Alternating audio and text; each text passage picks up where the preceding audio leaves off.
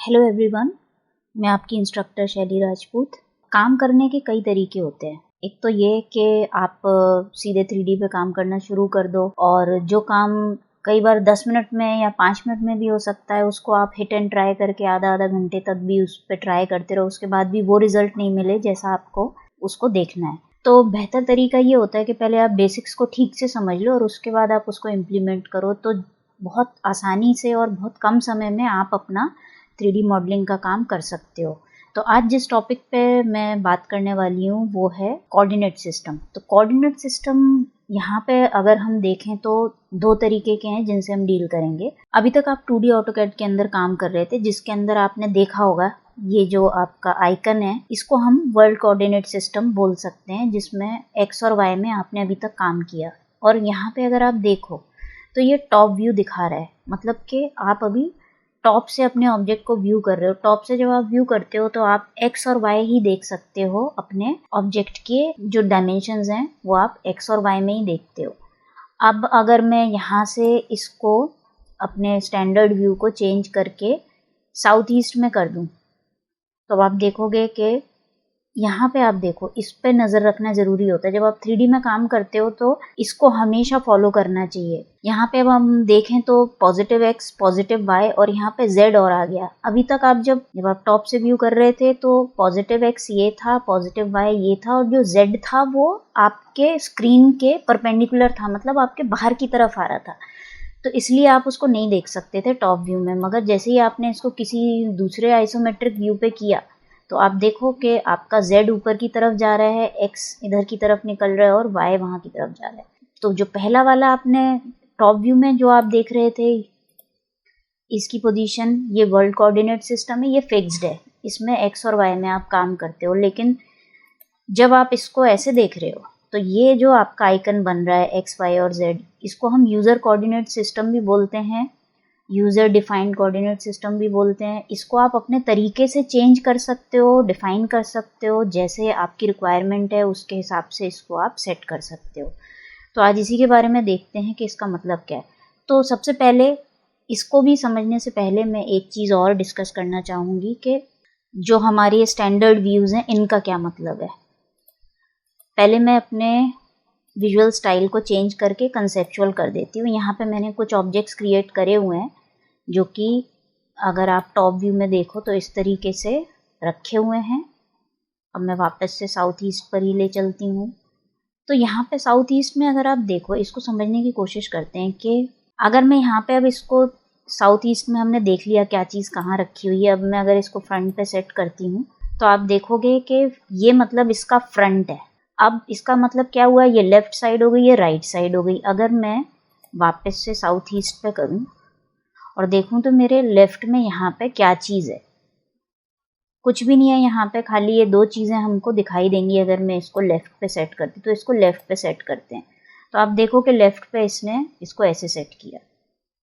अब मैं वापस से साउथ ईस्ट पे ले जाती हूँ। अब मैं अगर ये मेरा राइट है, राइट साइड, तो यहाँ पे अगर मैं राइट पे करूँगी तो ये मुझे इसका ये वाला फेस दिखाएगा। तो अगर हम जब भी 3D में काम करते हैं, मान लो एक रूम को डिज़ाइन कर रहे हो आप, तो उस समय आपको लेफ़्ट, राइट, फ्रंट, बैक ये अपने ऑब्जेक्ट का या अपने स्पेस का पता होना ज़रूरी होता है। तो अब हम UCS पे आ जाते हैं वापस से, और ये चीज़ को हम थोड़ा अच्छे से समझते हैं कि जब अभी देखो ये मेरा UCS पूरा मैंने इतनी बार यहाँ पे व्यू चेंज किया, तो इस पे हमें नज़र रखना ज़रूरी है कि मेरा X कहाँ जा रहा है, Y कहाँ जा रहा है। अभी अगर मैं इस सिचुएशन में कोई भी एक फ्लैट ड्राइंग बनाती हूँ या तो देखते हैं कि वो कैसे बनने वाली है। तो यहाँ से मैंने एक रेक्टेंगल ले लिया, अब मैं बनाने की कोशिश करती हूँ और सेकंड कॉर्नर क्लिक करती हूँ तो आप देखो कि ये कहाँ बना।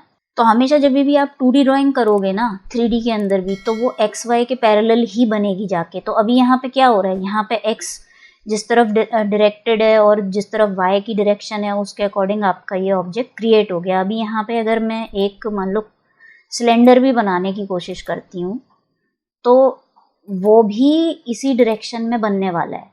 तो अब अगर मान लो मुझे ऐसे चाहिए ही नहीं है, अभी मुझे इसको वापस से normal XY parallel to the ground चाहिए, तो कैसे करेंगे। तो यहाँ पे हम एक कमांड टाइप करते हैं UCS एंटर और W for world and enter. तो अब क्या हुआ, यहाँ पे x पॉजिटिव यहाँ आ गई, y ये और z ऊपर, जैसे कि हमारा वर्ल्ड के अंदर होता है। तो यहाँ पे अब अगर मैं अपना रेक्टेंगल बनाती हूँ तो वो एक्स वाई के पैरेलल ऐसे ही बनेगा, और मैं सिलेंडर बनाने की कोशिश करती हूँ तो वो भी मेरा पहले एक्स वाई में और फिर जेड की तरफ जाएगा। तो इस तरीके से आप अपने यूसीएस को देखे रखो और उसको ज़रूरत के हिसाब से आप चेंज भी कर सकते हो। अब चेंज करने का खाली यही एक तरीका नहीं है, इसको मैं वापस से 2D वायर फ्रेम पे कर लेती हूँ। अब यहाँ पे अगर मुझे इसको, मान लो मुझे अपना ऑब्जेक्ट वर्टिकली और फ्रंट की तरफ बनाना है, तो फिर मुझे क्या करना चाहिए, मेरा एक्स वाई तो ऐसे सेट किया हुआ है, तो मैं कैसे इसको चेंज करूं। तो मेरे पास ये देखो, ये एक डेडिकेटेड पैनल है कोऑर्डिनेट्स के लिए, तो इसको यूज़ करके भी आप इसको एक्सप्लॉइट कर सकते हो। देखें कैसे, यहाँ पे अगर आप देखो तो फिलहाल वर्ल्ड पे सेट है, दैट मीन्स आपका एक्स वाई ग्राउंड के पैरेलल है और ये जेड ऊपर की तरफ आ रहा है। तो यहाँ पे मैं अगर इसको वर्ल्ड की जगह फ्रंट पे कर दूँ तो अब आप देखो ये फ्रंट पे सेट हो गया, एक्स इधर की तरफ जा रहा है और वाई यहाँ पे। अब अगर मैं अपना कोई भी ऑब्जेक्ट क्रिएट करती हूँ तो वो मेरा ऐसे बनेगा, ठीक है। अभी अगर मैं मान लो लेफ्ट मेरा कहाँ है, इस तरफ है, मैंने आपको अभी करके दिखाया था।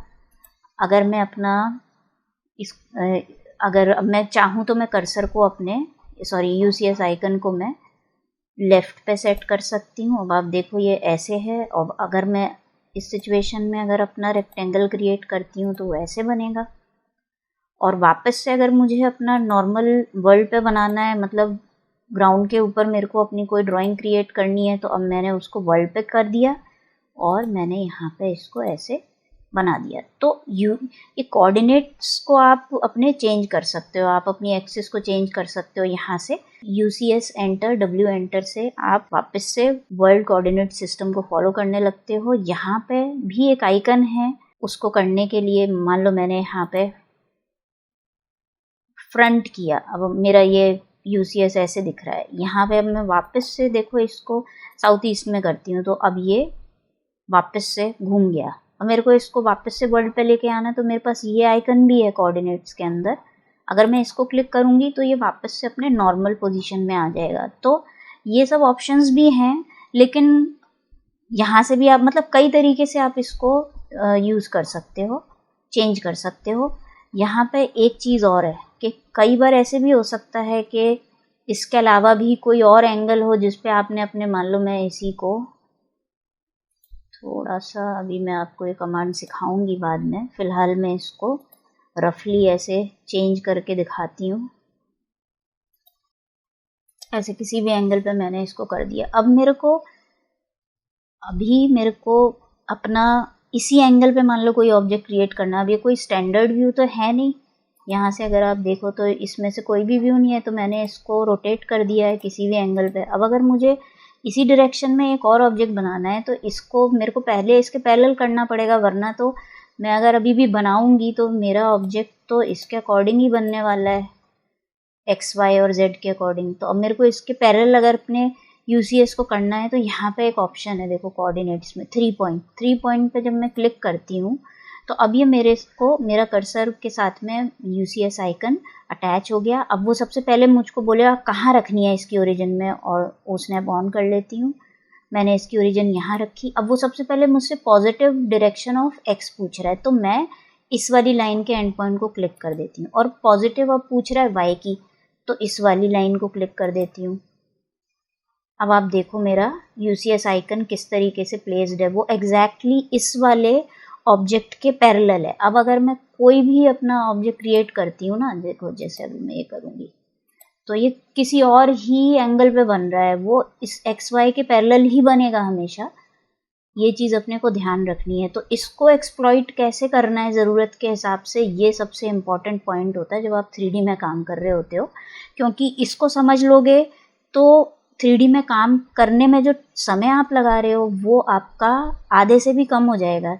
जो चीज़ आप हिट एंड ट्राई कर रहे हो, बार बार उसको करके देख रहे हो, अनडू कर रहे हो, रीडू कर रहे हो, और फिर भी वो चीज़ वैसे नहीं बन रही जैसे आपको वाकई में बनानी है, तो उसके पीछे यही रीज़न होता है कि बेसिक्स क्लियर नहीं होते। यहाँ पे अभी ये कोऑर्डिनेट को अगर आप अच्छे से इस क्लास के बाद समझने की कोशिश करोगे, ट्राई करोगे, तो डेफिनेटली आपको सारी बात क्लियर हो जाएगी और आप समझ जाओगे कि काम कैसे करना है। यहाँ पे वापस से वर्ल्ड कोऑर्डिनेट पे कर देती हूँ। ये आप देख रहे हो कि ये आइकन वापस से अपनी एक्चुअल पोजीशन में या स्टैंडर्ड पोजीशन में आ गया है। अब अगर मैं रेक्टेंगल या सर्कल बनाती हूँ तो वो नॉर्मल ग्राउंड के पैरेलल बनने वाला है। ये देखो आप।